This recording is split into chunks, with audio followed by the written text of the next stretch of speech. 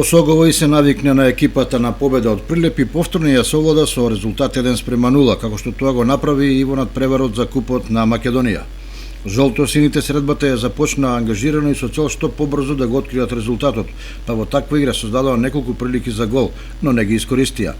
Тоа што не им поаѓаше од нога во игра го постигнаа од пенал, кој рутински го реализираше искусниот Аце Стојков. По водството осоговци игра предпазливо, водејќи сметка да не примат и чекајќи шанса да постигнат втор гол. Инаку надпреварот се одигра по сончево и топло време, а фудбалерите на двете екипи прикажаа борбена игра во која имаше и по некој недозволен старт. Како последица на таквата игра, на 15 на минути пред крајот, втор жолт картон, односно црвен, заработи Стојменов. За Осогово е битно и тоа што на првиот надпревар откако е на клупата тренерот Жанко Савов, екипата ја оствари и првата победа и ги освои првите бодови во второлигашката конкуренција.